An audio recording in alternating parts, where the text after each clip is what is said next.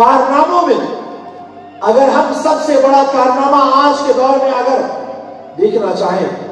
تو دارالعلوم رضائے مصطفیٰ کا قیام ہے۔ یقینی طور پر اس زمانے میں انہوں نے اس بات کو محسوس کیا تھا کہ دینی تعلیم کے فروغ و اشاعت اور اہل سنت والجماعت کے نظریات کے تحفظ کے لیے ادارے کا قیام عمل میں لانا ضروری ہے، اور آپ نے اس ادارے کو قائم کیا، اور آپ کا روحانی فیض آج بھی کام کر رہا ہے کہ وہ ادارہ دن بہ دن پھلتا پھولتا ہوا نظر آتا ہے۔ بلکہ آپ نے اپنی ذات با برکت یا با اثر ذات کے ذریعے لوگوں کی وہ ذہن سازی کی اور ایسے افراد تیار کیے جنہوں نے آپ کے اس مشن کو آگے بڑھایا، اس ادارے کی حفاظت کی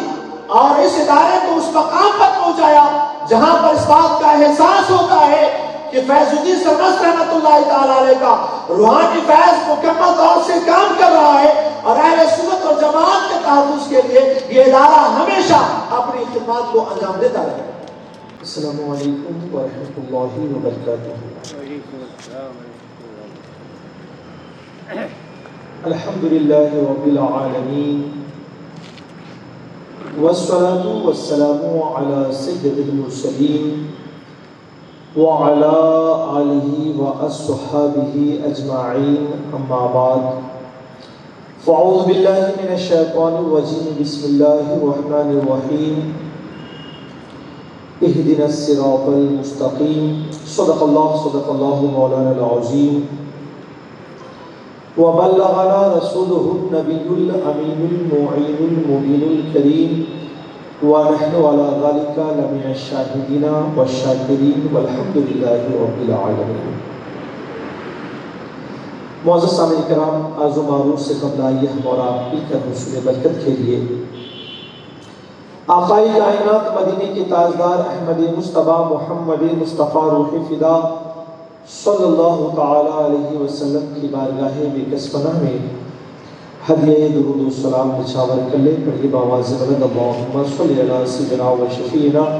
و نبینا و مولانا محمد بارک وسلم، صلاۃ و سلام علیک یا سیدی یا رسول اللہ صلی اللہ تعالی علیہ وسلم۔ آج کے اس خوبصورت اجتماع کو ایک اہم عنوان کے تحت منعقد کرنے پر میں گلبرگہ کے تمام تر الفلاح کے ذمہ داران، بالخصوص عزیزم محمد آصف قادری کو اور اسی طرح انجمن رضائے مصطفیٰ کے جملہ ذمہ داران، بالخصوص حفیظ الدین سرمست صاحب کو دل کی گہرائیوں سے مبارکباد پیش کرتا ہوں۔ اللہ تعالیٰ ان کی خدمات کو قبول فرمائے اور ان کی اس کوششوں کو صبر عمل کرے۔ چونکہ آج اس اجلاس کا جو عنوان ہے دینی تعلیم، ضرورت و اہمیت اور طریقہ کار پر، آج کے مقرر خصوصی حضرت ڈاکٹر فضل اللہ چشتی صاحب سے آپ کو پرمغز خطاب سننا ہے، اور انشاءاللہ العزیز ان کا خطاب آپ کے دل و دماغ کے لیے ایک بڑا انقلاب ثابت ہوگا۔ لیکن چونکہ آج کی جو یہ محفل ہے، یہ محفل شہر کے ایک عظیم اور قدیم ادارہ دارالعلوم رضائے مصطفیٰ کے بانی محسن قوم و ملت، ناشر مسلک اعلیٰ حضرت الشاہ محمد فیض الدین سرمست رحمۃ اللہ تعالی علیہ کے نام سے منسوب ہے، اور آج کی اس محفل کے ذریعے ان کی بارگاہ میں خراج عقیدت و محبت بھی پیش کیا جانا ہے۔ اللہ کریم اسے قبول فرمائے۔ کچھ دیر میں آپ کے روبرو حاضر ہو آیا ہوں اور اپنی اس مختصر سی گفتگو کے ذریعے مجھے بانی انجمن رضائے مصطفیٰ و دارالعلوم رضائے مصطفیٰ حضرت شاہ فیض الدین سرمست رحمۃ اللہ تعالی علیہ کی بارگاہ میں خراج عقیدت پیش کرتے ہیں۔ سچائی یہ ہے کہ میں نے حضرت شاہ فیض الدین سرمست رحمۃ اللہ تعالی علیہ سے ملاقات نہیں کی، انہیں دیکھا نہیں، بلکہ میرے گلبرگہ میں آنے سے پہلے برسوں ہی وہ اس دار فانی سے پردہ فرما چکے تھے، مگر شہر میں رہتے ہوئے ہم نے ان کے کیے گئے کام کے اثرات اور اس کی دھمک کو محسوس کیا تو ان کی شخصیت کا اندازہ لگانا کوئی مشکل نہیں ہوا کہ انہوں نے اپنی فکر کے ذریعے، اپنی کوششوں کے ذریعے جو دین اسلام اور اہل سنت والجماعت کا کام کیا تھا، اس کے اثرات اور اس کے ثمرات آج تک محسوس کیے جا رہے ہیں۔ سچائی یہ ہے کہ اگر ہم حضرت شاہ فیض الدین سرمست رحمۃ اللہ تعالی علیہ کو اگر دیکھتے ہیں، ان کے کام کو دیکھتے ہیں، ان کے کام کی نوعیتوں کو دیکھتے ہیں، ان کے کام کے اثرات کو اگر دیکھتے ہیں تو احساس ہوتا ہے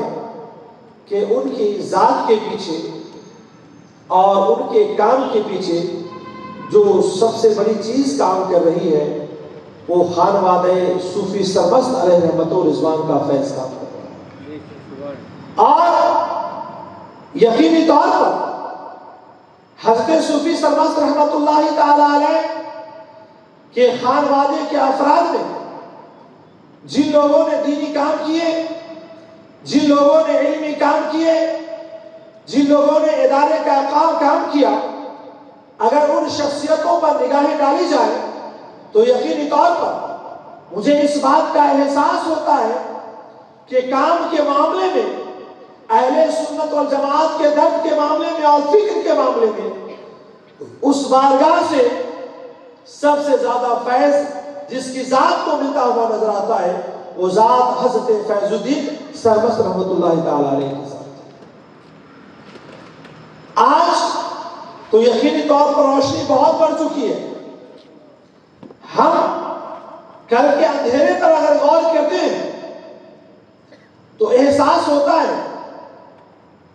کہ فیض الدین سرمست رحمۃ اللہ تعالی علیہ کو جو اپنے اکابرین سے فیض ملا، یقینی طور پر انہوں نے حالات کا جائزہ لیا، عوام الناس کو بڑے غور سے دیکھا، دین کا درد محسوس کیا اور پھر دین کے کام کے لیے، اہل سنت اور جماعت کے تحفظ و بقا کے لیے کون کون سے طریقہ کار کو اپنایا جا سکتا تھا، حضرت فیض الدین سرمست رحمۃ اللہ تعالی علیہ نے سارے طریقوں کو اپنایا اور سارے طریقوں پر اتر کر کے آپ نے بڑی مضبوطی سے اور بڑی پختگی سے کام کیا۔ آپ نے اپنی فکر کو لوگوں تک پہنچانے کے لیے اور لوگوں کے اندر دین اسلام کی تبلیغ و ارشاد کے لیے، اہل سنت والجماعت کے تحفظ کے لیے سب سے پہلے آپ نے انجمن رضائے مصطفیٰ کا قیام عمل کرایا، اور یقین جانیے اس انجمن کے ذریعے آپ نے مختلف نوعیت کے کام کیے، جس میں سب سے بڑا جو کام رہا ان کا وہ دعوت و تبلیغ کا رہا۔ انجمن رضائے مصطفیٰ کے پلیٹ فارم سے حضرت شاہ فیض الدین سرمست رحمۃ اللہ تعالی علیہ نے دعوت و تبلیغ کا کام اتنی مضبوطی اور پختگی سے کیا کہ آپ نے ضرورت محسوس کی کہ ان سے جڑے ہوئے لوگ، شہر میں رہ رہے لوگ کو دین اسلام سے بہت قریب کرنے کی ضرورت ہے، اور ایسے لوگوں سے خود کو آپ نے قریب کیا اور مختلف مساجد میں آپ نے ہفتہ واری اجتماع کا قیام عمل میں لایا۔ آج بھی وہ لوگ جو ان کے اجتماعات میں شریک ہوتے رہے، ان کی ذات سے قریب ہوئے، ان کے ہاتھ پر توبہ کیا اور ان کی ذات سے وابستہ رہ کر کے خود کو دین اسلام سے قریب کیا، آج وہ لوگ زندہ ہیں، اور اس بات کی وہ آج بھی گواہی دیتے ہیں، آج بھی شہادت دیتے ہیں اس بات کی کہ اگر ہمیں مسلمان بننا میسر آیا تو وہ حضرت شاہ فیض الدین سرمست رحمۃ اللہ تعالی علیہ کی توسط سے بننا میسر آیا۔ اگر ہم نے دین کو سیکھا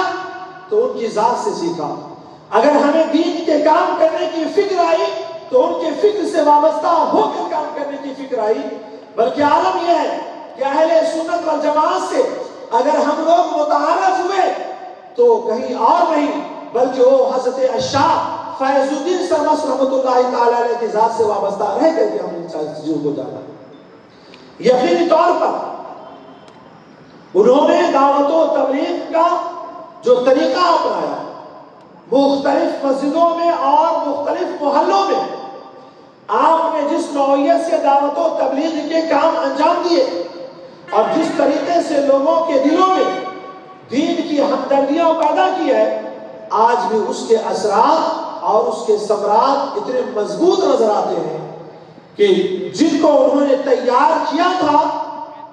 آج وہ لوگ الحمدللہ رب العالمین ادارے چلا رہے ہیں،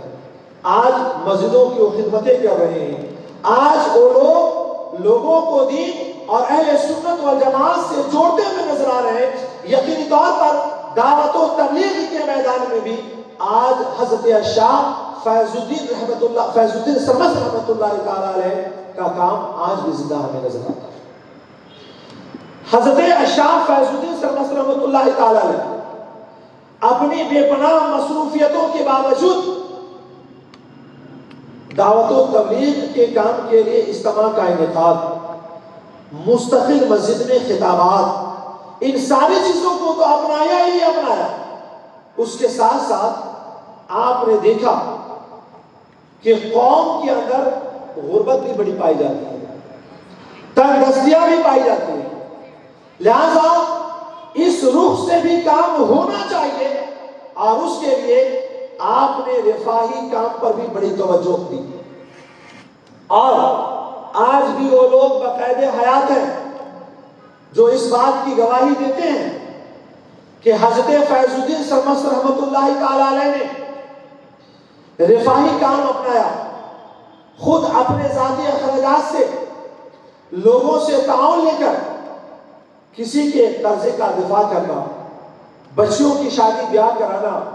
لوگوں کی ضرورتوں کو پوری کرنا، کاروبار میں لوگوں کے ہاتھ بٹانا، یہ وہ سارے رفاہی کام تھے جس کو حضرت فیض الدین سرمست رحمۃ اللہ تعالیٰ نے اپنایا، اور یقینی طور پر آج پھر ہم متبعین اہل سنت والجماعت کو حضرت فیض الدین سرمست رحمۃ اللہ تعالیٰ کے دیے گئے اس نظریے پر کہ اگر اہل سنت والجماعت کو مضبوط کرنا ہے اور لوگوں کو اہل سنت والجماعت سے قریب کرنا ہے تو ہمیں رفاہی کام اپنانا ہوگا۔ آج آپ مخالفین اہل سنت والجماعت کو دیکھ لیجئے، ان کے ہر محلے میں آج رفاہی کام ہو رہے ہیں، آج ان کے ہر محلے میں رفاہی تنظیمیں چل رہی ہیں۔ آج حالات ایسے ہو گئے ہیں کہ اگر رفاہی کاموں کے لیے اور بر وقت ضرورت تعاون کے لیے اگر اپنوں کو بھی اگر کہیں بھیجنا رہا تو کوئی نہ اپنی تنظیم نظر آتی ہے، نہ کوئی ایسا اپنا ادارہ نظر آتا ہے، بلکہ عالم تو یہ ہے کہ آج غیروں کی طرف رہنمائی کرنی پڑتی ہے۔ آج صورتحال یہ ہو چکی ہے کہ رفاہی کام کے نام پر آج لوگ لاکھوں روپے وصول رہے ہیں، سامان کی وصولیاں کر رہے ہیں، اور خود ہمارے لوگ بھی رفاہی کام کے نام پر مجبور ہیں کہ آج اپنی رقم اور اپنے پرانے سامان کے حوالے کریں۔ کاش کہ اگر ہمارے پاس بھی کوئی رفاہی تنظیمیں ہوتی جس کے ذریعے یتیموں کی مستقل دیکھ بھال کی جاتی، بیواؤں کی مستقل دیکھ بھال کی جاتی، قرضے میں ڈوبے ہوئے افراد کی تعاون کیا جاتا، کاروبار کرنے والوں کو قرضے دے کر آگے بڑھائے جاتے، تو شاید ایسی تنظیم ہوتی تو آج ہمارے لوگ غیروں کی طرف امید کی نظر نہ ڈالے ہوئے ہوتے ہیں۔ کاش کہ آج بھی کوئی بندہ کھڑا ہو، خاص کر ان کے صاحبزادگان میں کوئی کھڑے ہوتے اور اس کی ذمہ داریاں لیتے۔ حفیظ بھائی اس کے لیے کھڑے ہوئے تھے اور ایک پروگرام بھی اس کے سلسلے میں انعقاد کیا گیا تھا۔ پتہ نہیں وہ کام کہاں تک آگے بڑھا، اللہ کرے کہ یہ کام آگے بڑھتا ہوا نظر آئے۔ تو حضرت فیض الدین سرمست رحمۃ اللہ تعالیٰ علیہ نے رفاہی کام پر بھی نظر ڈالا اور اپنی وسعت کے مطابق آپ نے بھی رفاہی کام کو بڑی خوبصورتی سے انجام دیا۔ ایک چیز اور یاد رکھیں کہ خاص کر کے حضرت فیض الدین سرمست رحمۃ اللہ تعالیٰ علیہ نے دیکھا کہ اگر اہل سنت اور جماعت کو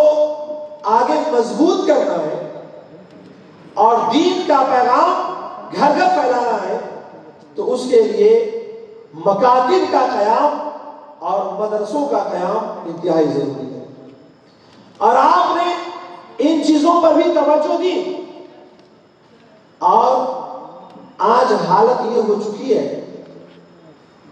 کہ اگر مکتبوں کی بات کی جائے تو آج غیروں کے مکتبے زیادہ چل رہے ہیں۔ ہمارے مکاتب اتنے کم ہیں کہ اولا لوگ بچوں کو دور بھیجنا نہیں چاہتے۔ ہر آدمی اپنی سہولتیں چاہتا ہے، وہ چاہتا ہے کہ گھر کے قریب مکاتب ہو اور مدرسے ہو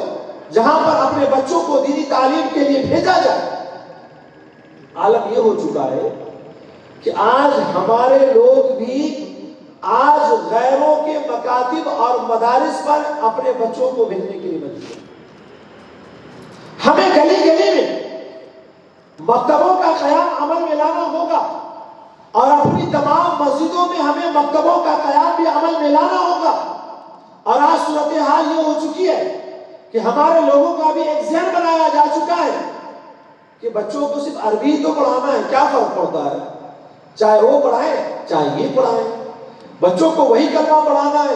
وہی قاعدے پڑھانی ہے، وہی خواہشی پڑھانی ہے۔ مگر آپ اس چیز کو محسوس کریں کہ آپ اس طرح سے سادہ ذہن رہ کر کے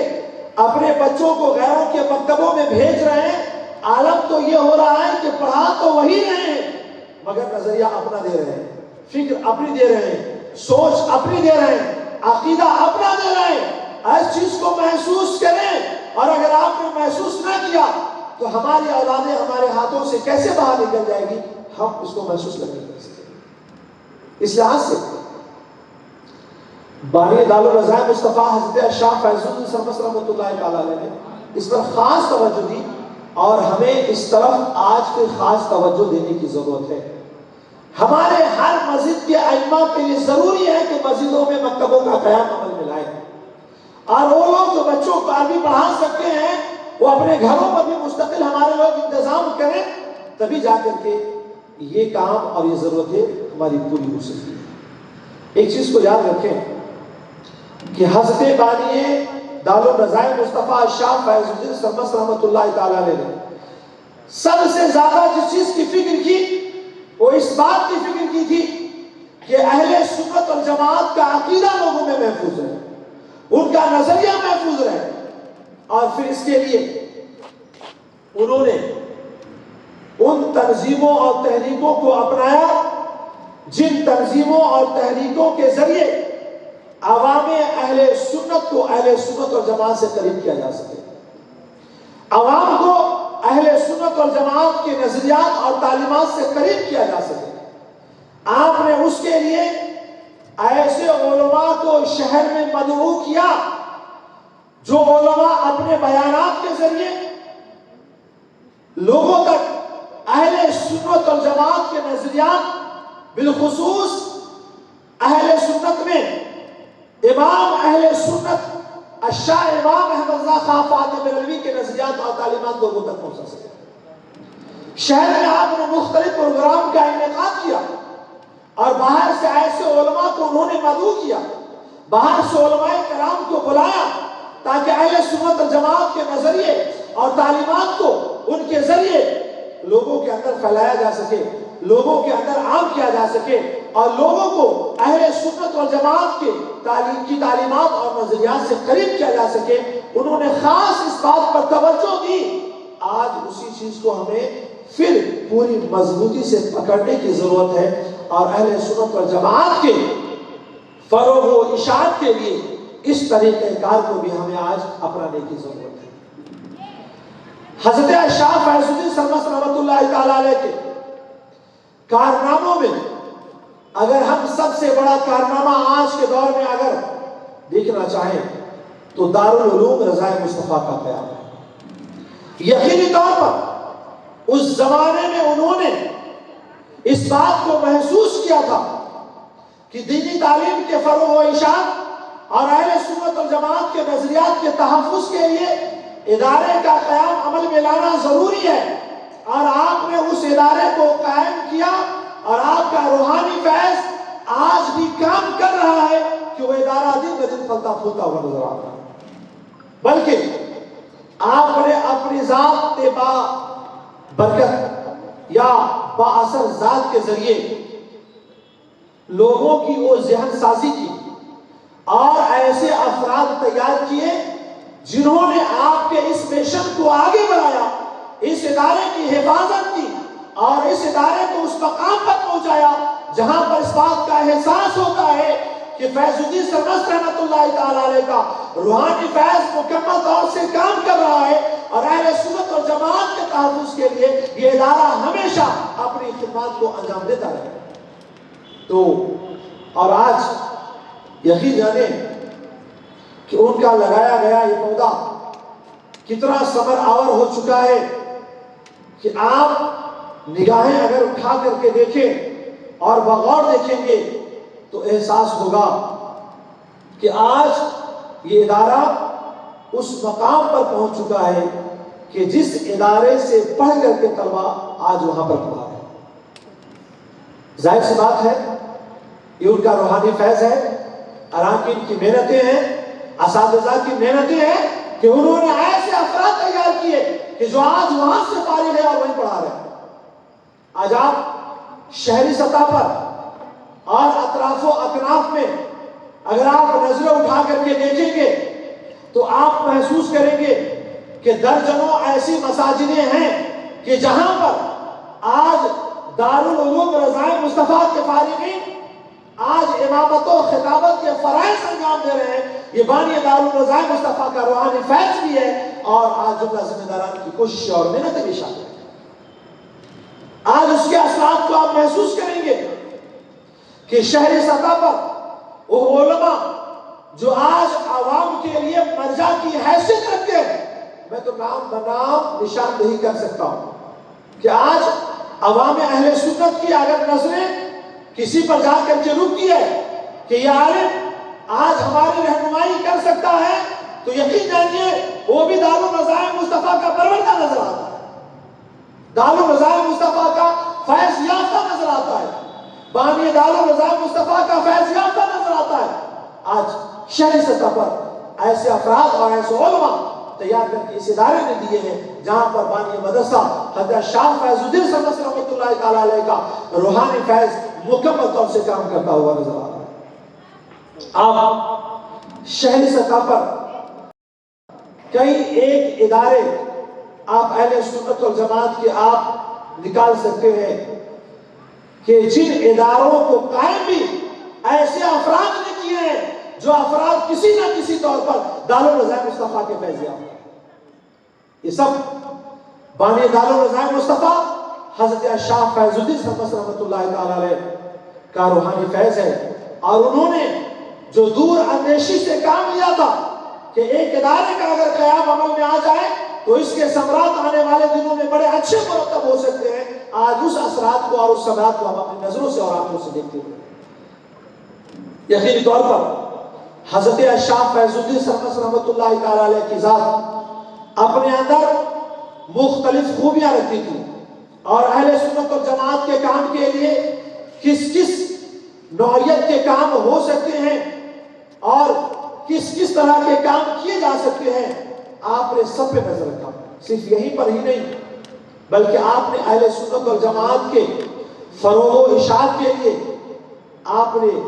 لٹریچر کا بھی سہارا لیا۔ مختلف مواقع سے آپ چھوٹے چھوٹے ہینڈبل چھپائے کرتے ہیں، پمپلیٹ کی اشاعت کیا کرتے تھے۔ کاش کہ اگر وہ ساری چیزیں آج محفوظ ہوتی تو ان کی زندگی کا ایک بہت بڑا حصہ ہمارے سامنے کھل کر کے آ سکتا تھا۔ آپ نے اہل سنت والجماعت کے نظریے کی اشاعت کے لیے آپ نے ہینڈبل شائع کی، آپ نے پیمپلیٹ شائع کی، آپ نے کتابچے شائع کروائے۔ اس زمانے میں ان ساری چیزوں کو شائع کرا کر کے اہل سنت والجماعت کا نظریہ لوگوں تک پہنچایا اور اہل سنت والجماعت کا پیغام بھی لوگوں تک پہنچایا۔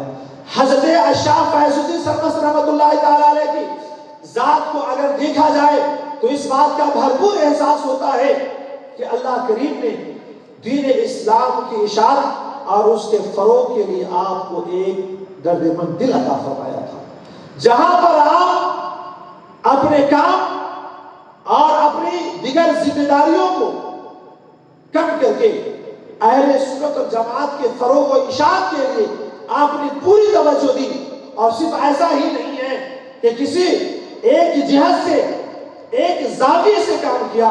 بلکہ ضرورت پڑی تو دعوت و تبلیغ کے لیے آپ نے امامت کا بھی میدان اپنایا، آپ نے خطابت کا بھی میدان اپنایا، آپ نے لٹریچر کے سہارے کے لیے آپ نے ادارے کا قیام عمل میں بھی لایا، آپ نے رفاعی تنظیمیں بھی قائم کی، اور ان ساری چیزوں کے ذریعے اہل سنت والجماعت کا اتنا مضبوط کام کیا ہے کہ جس کے اثرات اور جس کے ثمرات آج مکمل طور سے ہماری نظروں کے سامنے نظر آتے ہیں۔ اللہ کریم ان کا روحانی فیض ہم پر جاری فرمائے اور ان کے کام میں اللہ کریم مزید اور برکتیں عطا فرمائے، اور ان کا جو کام چل رہا ہے اللہ اس کام کو اور آگے ہم تمام لوگوں کو بڑھانے کی توفیق عطا فرمائے۔ وما علینا الا البلاغ۔ السلام علیکم ورحمۃ اللہ وبرکاتہ۔